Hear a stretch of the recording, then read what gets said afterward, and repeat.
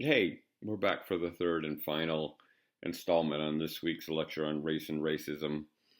Um, I'm learning and going back and re-editing this video that if I just don't mention anything that's in the news, then the students won't know what year the lecture video was recorded and they won't complain.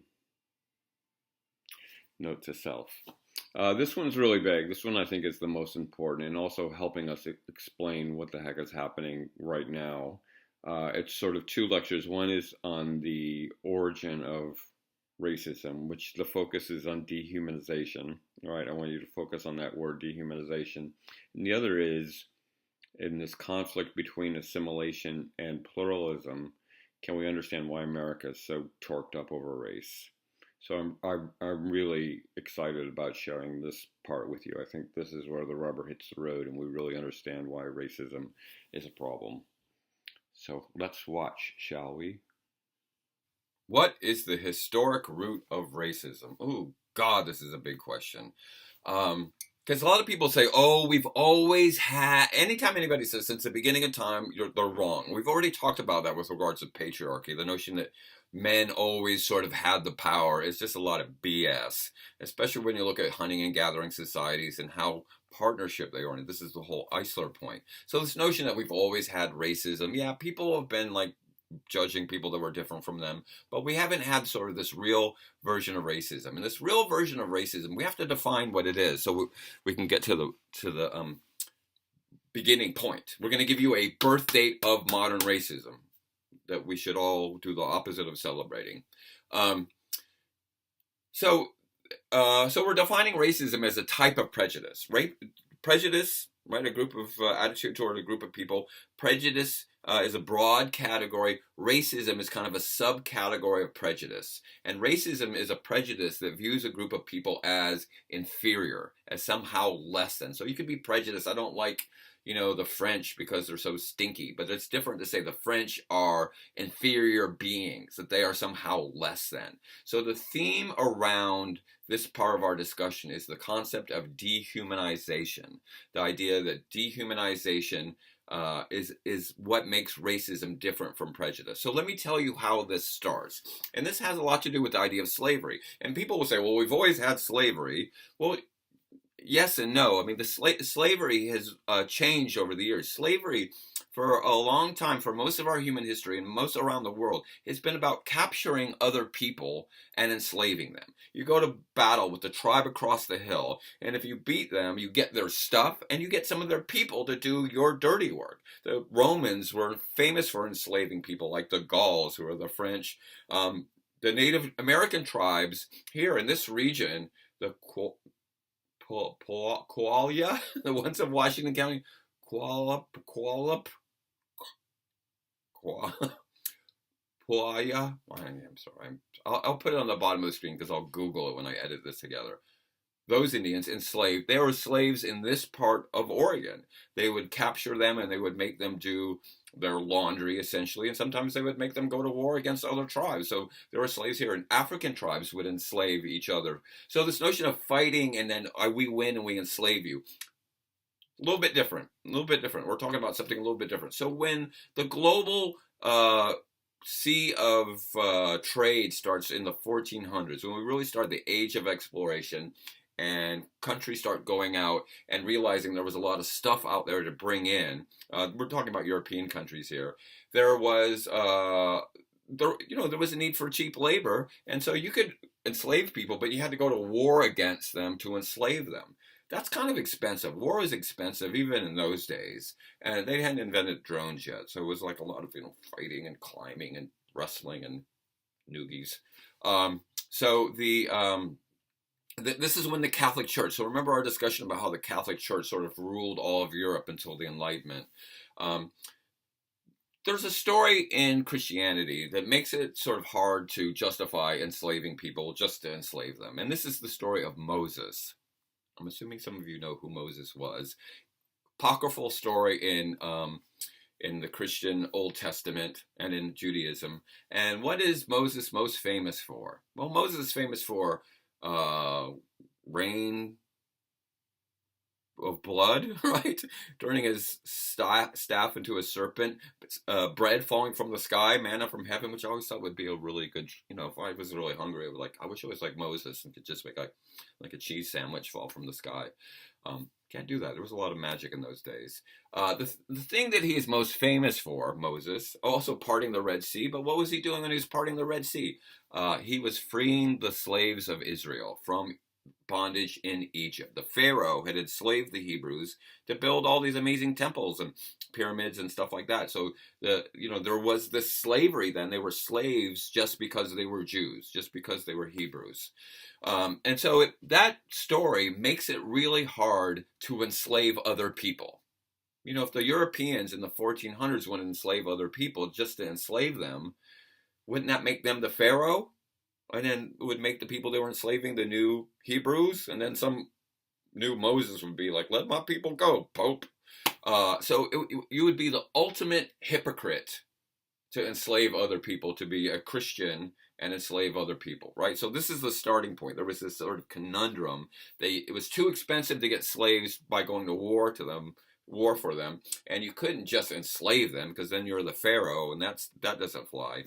So there was this little conundrum, and these in the 1400s, the Pope at the time, this is 1452, I'll give you the date here, June 18th, 1452. The Pope was named Nicholas V, Nick 5, as I like to call him. Hey, Nick 5, what's up, my dog? These Portuguese traders went to Pope Nicholas V and said, "We really need cheap labor. We're bringing in all the stuff from around. We hadn't even gotten to the United States, the Americas yet. 1492, Columbus sailed the ocean blue. We're in 1452. But there's all this need for cheap labor. And these Portuguese traders said, "Can you do us a solid, man? We need to find a way that we can get cheap labor. Because we just can't keep fighting all these people and winning some and losing some and maybe getting some slaves and not. What can you do?" So the Pope had his scholars sit around, or Pope Fire or whatever it was in the Vatican in Rome, and they came up with an idea. Here's the idea. This is the Pope speaking, this isn't Randy Blazak speaking. We are going to determine or redefine the nations of Africa, the continent of Africa, as being full of non-people. We're going to reclassify the massive population of the continent of Africa as being not people. They are soulless beasts of the field. This was the language that was used by the Pope, that they are animals. They have no souls, which is funny to think about people from Africa having no souls. I'm like, have you ever heard an Usher record? I won't sing. Aretha Franklin, perhaps.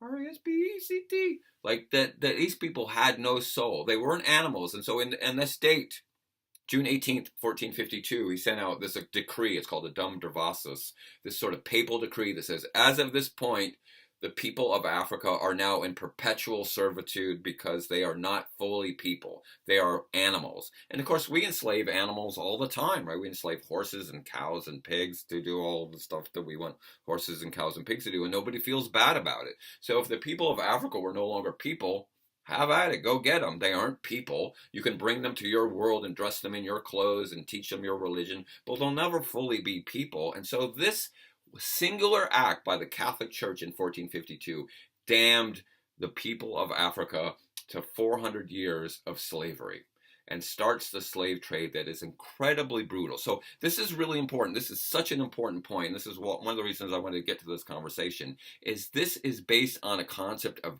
dehumanization. The people of Africa were dehumanized by the slave trade. They were made less than human, and therefore they could be raped, they could be tortured, they could be murdered, their children could be taken away from them, they could be killed just because you needed your bodies and you didn't need it anymore. I mean, you could do anything you wanted to because these were no longer human beings.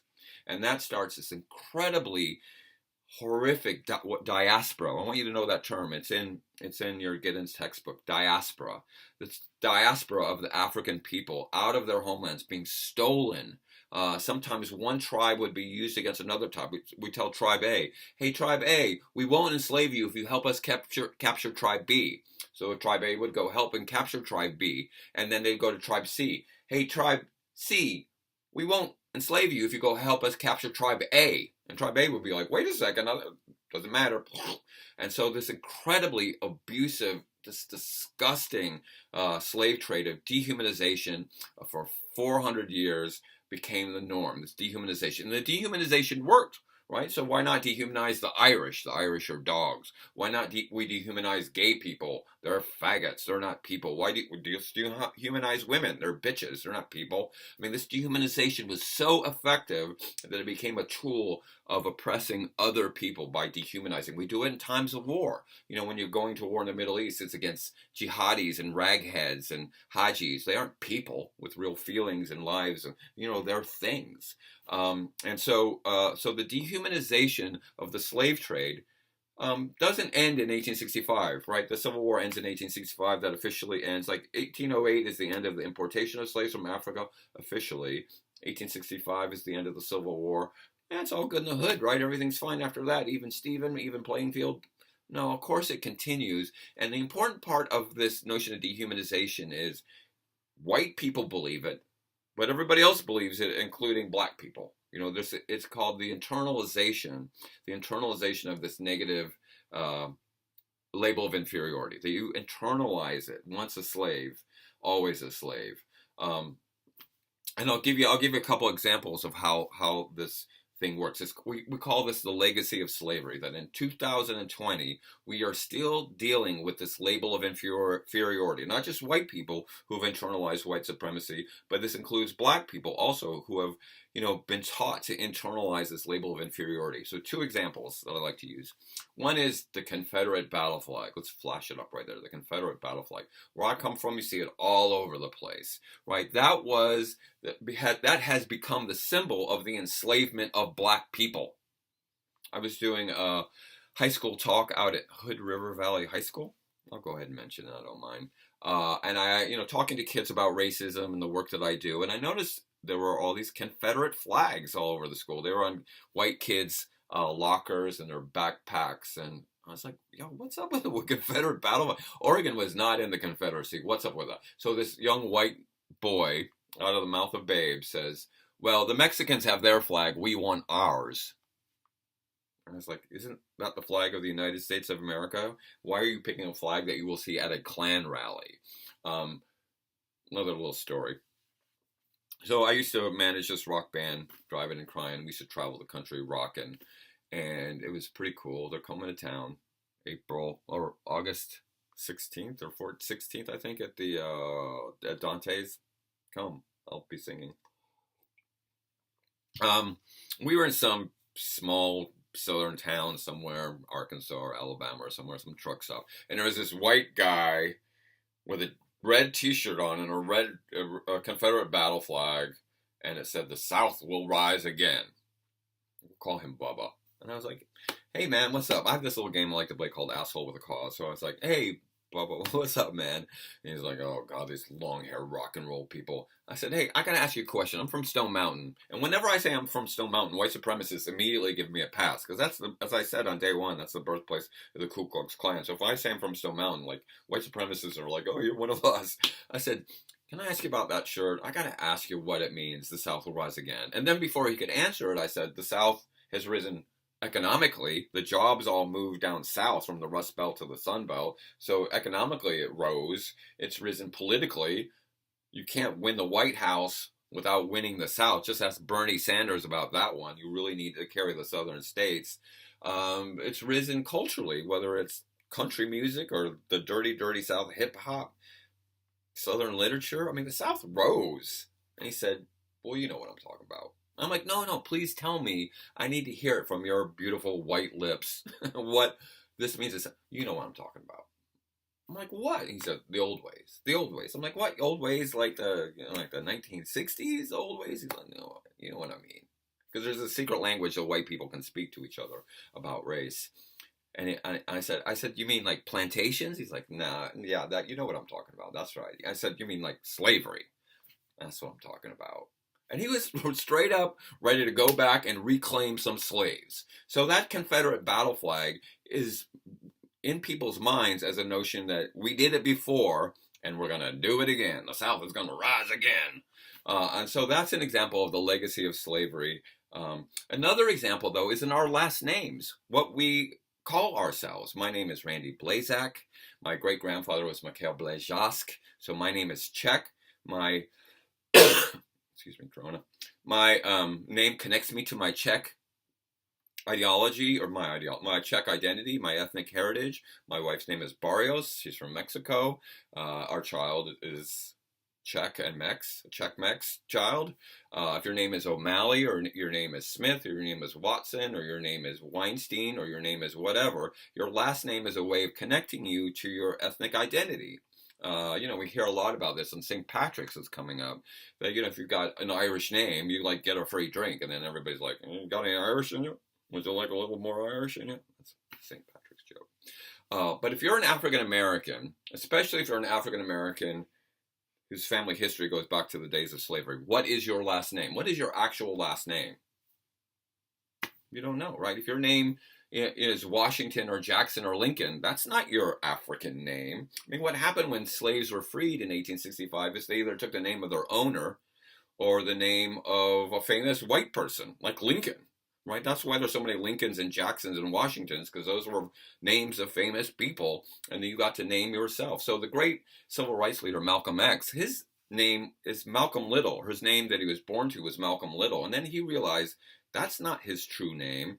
That's his slave name. So when he says his name is born in bondage. And so that's why he changed his name to Malcolm X, X being the unknown, because he doesn't know what his name is. His name has been stolen from him by the brutality of slavery. And so that's why, in the 1960s, we go from colored to Negro to black to African American. Suddenly there was this kind of cultural decision made to say, hey, we have a history that goes back before slavery, when we were kings. We have this long history as black people that goes way beyond the 19th century enslavement, and we need to reconnect that.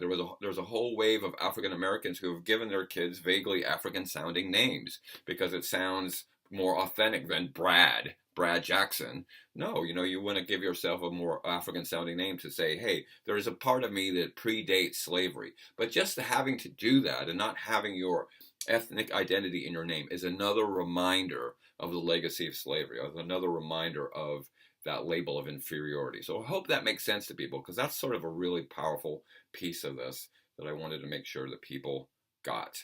And if you ever get a chance to watch the movie Roots, or the TV series Roots, or read the book that Alex Haley wrote, Roots, it's all about going back and reconnecting with your family history before the enslavement kicked in. That there was this history before. It was very powerful when it aired on TV in 1977. It's almost amazing that this show aired on network TV on prime time, because it's pretty brutal. It's pretty brutal. But I would really recommend, if you get a chance, to watch the slave, the slave it's not a documentary, the slave miniseries Roots, or 12 Years a Slave is another great movie. I mean, there's some good movies that get at this, but Roots is really the one. It's all about the legacy of slavery. Geez, I hope I can edit all this together tonight. I'm going to be up late tonight. Okay, this last piece is the big one. The big one. I think I might even draw something for this one. It's so big. It's about how we explain why the United States has such a racial problem.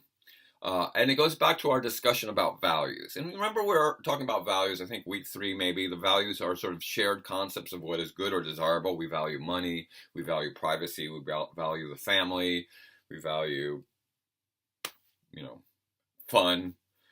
This is about how sometimes these values can be in conflict with each other. And so we're going to talk about 2 values. The first value, and I asked you to kind of read this in Giddens for the midterm, because I told you we'd be coming back to it. Well, here we are coming back to it right now.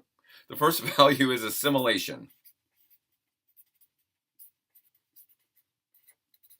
Assimilation. So if you remember from your reading, assimilation is what we would call the melting pot value. America is a melting pot. Melting pot. And each of these values has sort of a positive part, but then kind of a dark part. So the positive part of assimilation is, we are a whole bunch of different people who created one common culture. The motto of the United States, does anybody know? It is not "In God We Trust," Good try. It is e pluribus unum, which is Latin for out of many, one. The idea that we come from all these different cultures all around the world and create one beautiful common culture that is the American. We roughly all speak the same language to different degrees. I'm still learning my English. We have sort of similar holiday structures. Hey, 4th of July, Christmas is just around the corner. And we have sort of this common way of life, including hamburgers and apple pie and peach melbas, I don't know, whatever you drink with your hamburgers and your apple pie. And so we've created this beautiful, we've melted together into this common culture. That's the good part. We all can make some sort of references. And if I say, well, you know about Friends, the TV show Friends, even if you haven't seen it, you know the sort of the common frame of reference, right? That symbolic interaction, this notion of shared understanding. The dark side, though. The dark side is assimilating to what? Assimilating to what? So the very first acronym we used when we started this class way back when, in the days before the coronavirus, is the term WASP. Remember that term? White Anglo-Saxon Protestant, WASP. That is the dominant cultural standard of the United States. So if you're going to assimilate, that's what you're going to assimilate to. You're going to become more like a WASP. And so that might mean your culture changes. You know, I'm going to eat what wasps eat, so I'm going to leave the ethnic food of my family behind and eat apple pie and hamburgers because that's what you eat. I might change my religion. My family was Catholic. I come from a long line of Catholics. My great-grandfather was in the seminary in Prague. He got kicked out because he liked to drink a little bit. Went to America because he heard they liked to drink a little bit. And then we became Presbyterian. We became Protestants because that was the dominant religion.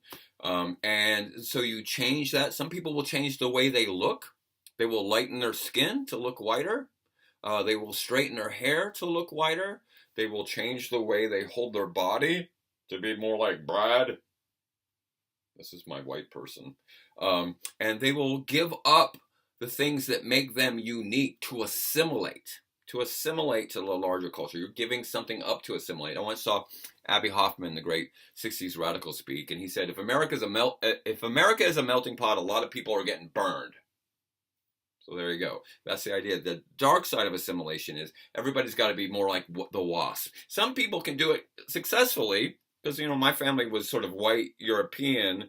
So all they had to do is go from being Catholic to being Protestant and start speaking English, and they were fine. Some people can try, but if they're, if they're Asian or Latino or African origin, there's only so far that you can go. There's a famous quote from Malcolm X, who had a lot to say about assimilation. And I'm going to use the language from Malcolm X. He said, what does a white man call a black man with a PhD? It's not a riddle. What does a white man call a black man with a PhD? And then his answer would be that no matter how much he assimilates into white society, he's still black, which is a very powerful statement from Malcolm X. So you have that piece of it, assimilation. We are a melting pot culture. We love to assimilate. We want everybody to share the same holidays and all join into the big gumbo that is America. But the other value, which is in direct contrast to this, that we also hold dear, is the value of pluralism. Pluralism, like plural, more than one. Pluralism. And pluralism is the diversity value. We love diversity. I mean, think about how much we love diversity. Think about all the great food, because we are so varied, that there is all kinds of, I mean, I really hope people are going out and eating at Asian restaurants when all this hysteria is happening, whether it's Chinese or Vietnamese or Thai or whatever, because A, it's delicious, and B, those people need some money right now. Let's support our community. But, you know, incredible variety of food. Think about how music is so explosive because of the mixture of all types of, you know, musical styles that come and weave in and weave out. Despacito. There is just like this incredible diversity that happens that makes our lives worth living. That there's this incredible patchwork, and it's really exciting. So we love it. We love our diversity. We love our pluralism. But the dark side of that is to maintain that differentness, that diversity, you got to put some walls up. You got to do a little bit of segregating. Let's say you have a beautiful Chinatown. Speaking of Chinatowns, you have a Chinatown and you want to preserve that Chinatown. You go to San Francisco, right? You want to go to Chinatown. It's amazing. Take a walk down Grant. It's like, you're on the other side of the planet. If I want to maintain that Chinatown, I got to say, no Chinese are allowed to live here. I got to keep Chinatown China. I want to maintain the things that are here. I went to a Native American wedding out in Warm Springs, and it was two members of different tribes. One was Wasco and one was Umatilla, I think, tribes.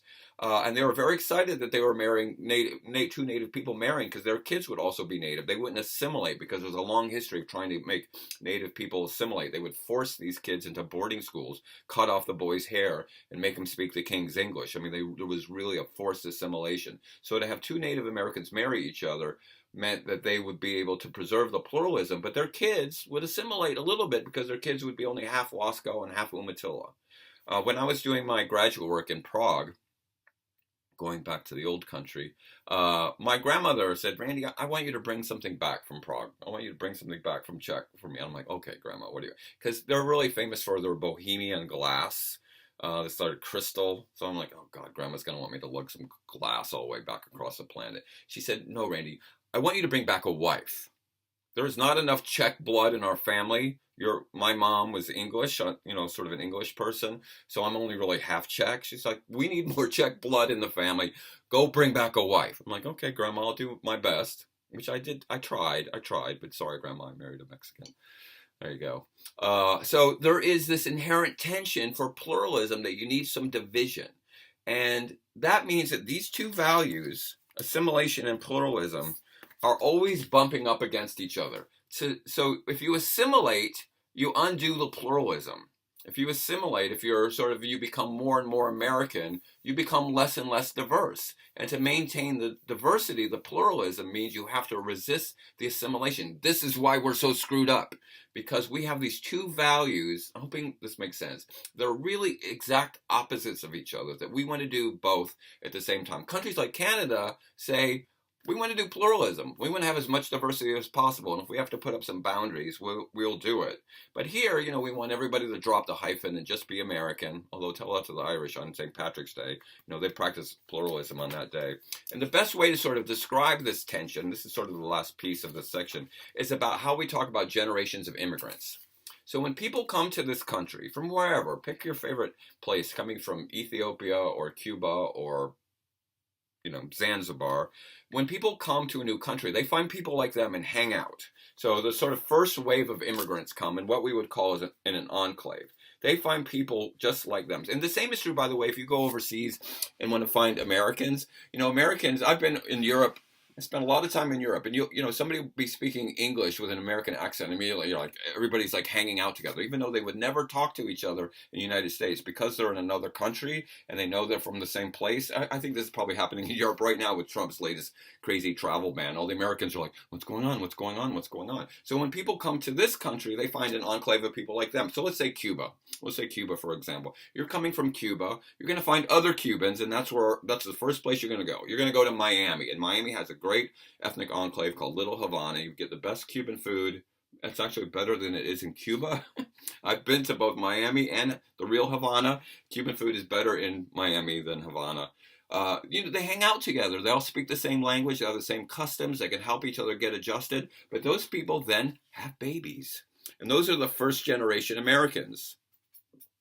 And those kids still speak the same language and eat that food because they get it at home. But they're speaking a lot more English, right? And they're starting to sample some of the mainstream cuisine. So what they're doing is they are assimilating. The first generation is practicing pluralism. They're just hanging out with their own. But their kids are starting to assimilate. And then their kids, the second generation, assimilate even more.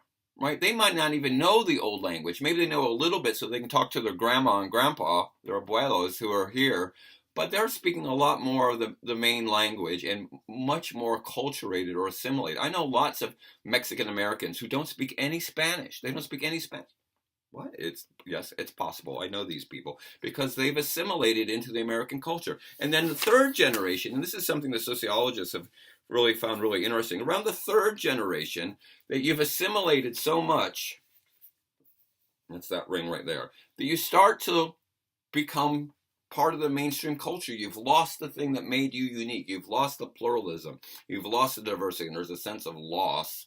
Like, well, what am I? I'm just a mutt. And so what we find, or what sociologists find, is that third generation people try to go back and reclaim some of their ethnic identity. It's funny because I'm third generation Czech. This is my great grandfather, Michael. This is my grandfather, Emil Blazak. My father, Robert Blazak. This is me.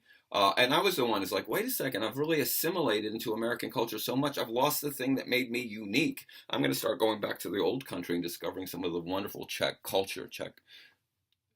It's a great place. If you've ever been to Prague, oh, the Paris of the East, let me tell you, great music, great in the food, kind of sucks, but pretty amazing, amazing literature. Like, there is this tension of going back. So I imagine there are people in this room that are somewhere on this model of, either you just got here and are in the enclave, or you're starting to assimilate out. And I know a lot of people at PCC are first generation immigrants, right? Their parents don't speak English as well as they do, and your kids will probably speak even less of your native language than you do, and then their kids will be like, whoa, what happened to us? Let's go back and discover the old ways. We need chilaquiles and piñatas. So let's go back to the old ways. And so this tension right here explains so much of what's happening in terms of American racial and ethnic identity, this tension between assimilation and pluralism. So it would make a really excellent question on an essay test. Why is America messed up? This tension between these two values, especially when we look at how it plays out across the generation of immigrants in America. Hope you can see that. Okay, y'all. All right, there we go. That's all 3 lectures on race and racism. I know that's a lot. That's a lot of material. That's a lot of heavy concepts. But we as a nation made a lot of progress over the last 100 years, and a lot of that progress is going backwards right now.